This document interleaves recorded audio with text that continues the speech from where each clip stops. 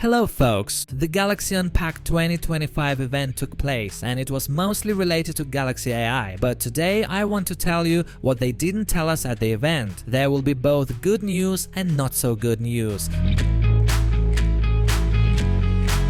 Let's start with the fact that the Galaxy S25 series will support 7 generations of OS updates and 7 years of security updates. Out of the box, you get Android 15 with One UI 7.0 on top, so by the end of the support period, the Galaxy S25, S25 Plus and S25 Ultra will be running Android 22. As for security updates, expect these phones to get one monthly for at least the first 4 years.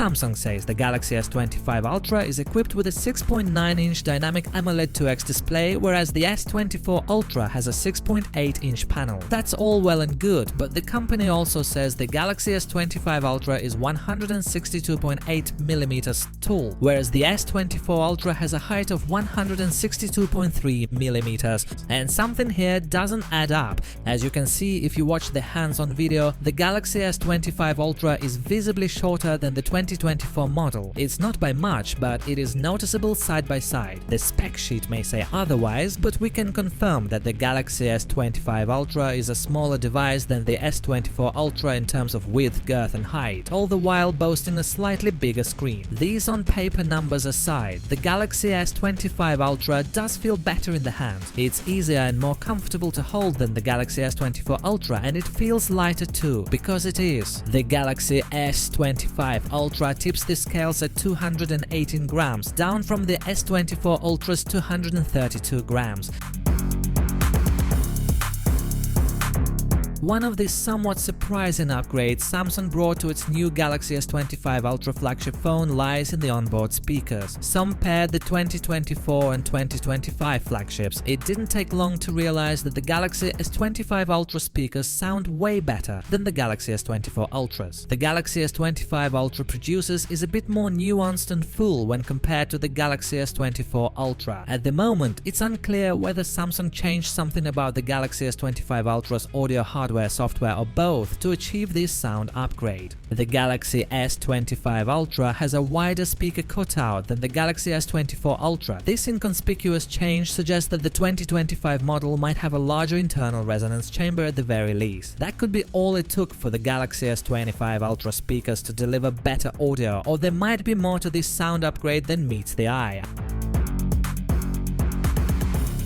Samsung improved the camera experience of its latest Galaxy S25 flagship phones through advanced software additions and a redesigned camera app and UI. We're referring to Log video recording capabilities. Logarithmic footage is a video recording mode highly preferred by professional video creators and editors. Videos recorded using Log mode have a flatter, almost grayscale color profile. They don't look great by default, but the catch is that they contain more details. As such, Log videos offer more flexibility for video editors to color correct their recordings as they like using video editing software, or in this case, Samsung's Gallery app. This means even Galaxy S25 and Galaxy S25 Plus users will have better video recording tools should they want to dive deeper into more advanced video editing. So you won't have to spend extra if all you want is log recording capabilities. Thankfully, this pro-grade feature is available across the entire S25 series. The Galaxy S24 Ultra, released a year ago, was Samsung's first phone to boast the Gorilla Armor anti-reflective display treatment, and it worked wonders. Gorilla Armor is no gimmick and makes displays stronger and much easier to read in bright environments. As you probably know, the rest of the S24 series didn't have this perk last year. We hoped the Galaxy S25 and Galaxy S25 Plus would catch up in 2025, but they haven't. The new Galaxy S25 Ultra boasts new and improved Gorilla Armor 2 display protection, which Corning says delivers higher resistance and better anti-reflective properties. However, the base Galaxy S25 and the Galaxy S25 Plus don't enjoy this luxury. They use the same display protection as their predecessors. The base and Plus models have Gorilla Glass Victus 2 at the front and back. Victus 2 is the latest solution from Corning if you don't count Gorilla Armor and Armor 2, which are kind of their own thing. Victus 2 is a great display solution for what it is, but it doesn't have the Gorilla Armor's anti-reflective capabilities. For now, the anti-reflective display remains exclusive to to the Ultra models. Whether this will change in the future is unknown, but if you were wondering about the S25 and S25 Plus, now you know. Nevertheless, the lack of Gorilla armor is one more thing that makes the S25 and S25 Plus a tad too similar to their predecessors from last year.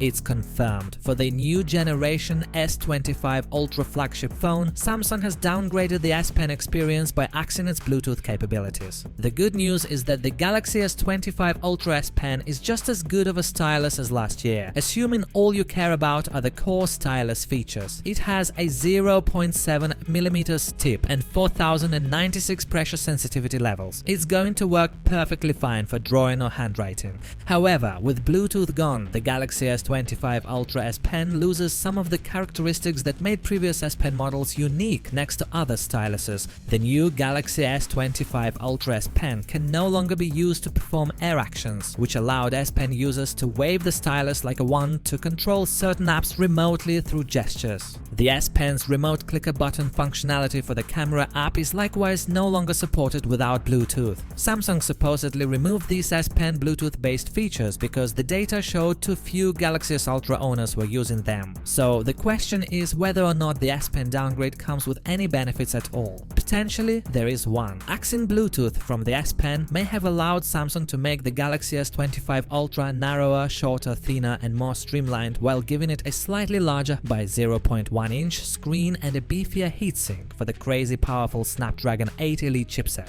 For the S Pen's Bluetooth functionality to work, the accessory required an internal battery that recharged wirelessly when the S Pen was in its holster. This meant that each flagship phone with an embedded S Pen needed room for an extra wireless charging coil and other small bits and pieces just for the stylus. Most modern smartphones have tightly packed components, and manufacturers like Samsung go to great lengths to optimize the internal space and use it to its maximum potential while taking into account things like heat dissipation and repairability. Sometimes this means a phone can't get smaller without some compromises in other areas. Was this S Pen trade-off worth it? Samsung seems to believe so, and the company most likely has the data to support its decision. Nevertheless, a small portion of S Pen fans at least won't like that this happened.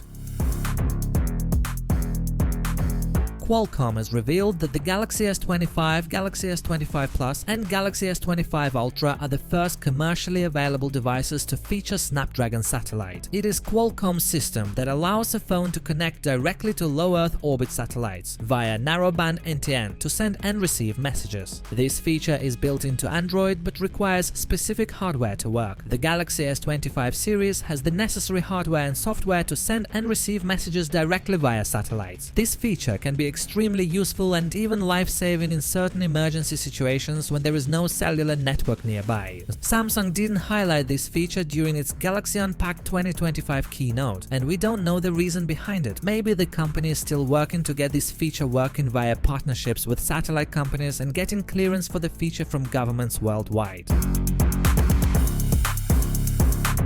The Galaxy S25 series has the Qi 2 Ready certification. This means that the phones will charge via Qi 2 chargers, but only through cases with Qi 2 magnets built in. Samsung has made a first-party 3-in-1 wireless charger that can charge a Qi 2 Ready phone, a Galaxy Watch and Galaxy Buds, or any other wireless earbuds or Galaxy Ring. It features Qi 2 with magnetics for proper alignment via magnetic power profile. It can charge the Galaxy S25 in a compatible case at 15 watts. The company appears to have also designed a Qi 2 wireless charger to be used in a car. It can be attached to an AC vent and can charge Qi 2 ready phones. It also offers 15 watts fast wireless charging. Samsung has made one first-party case called Magnetic Case, and it has built-in magnets for magnetic alignment via Qi 2's MPP system. The company will reveal more details regarding pricing and availability of these accessories in the near future.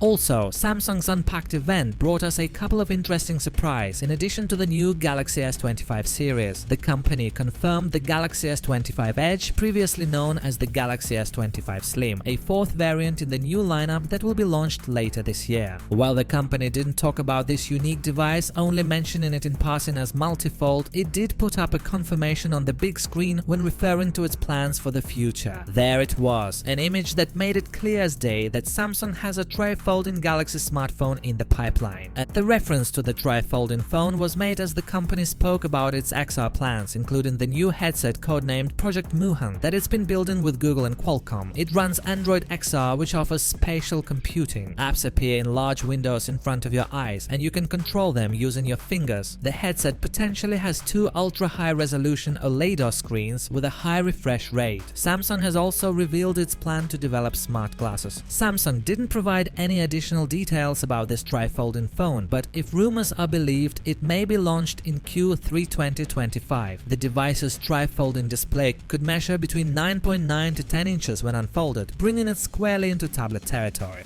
Anyway guys, I will keep you updated. Thanks for watching. See you in the next one.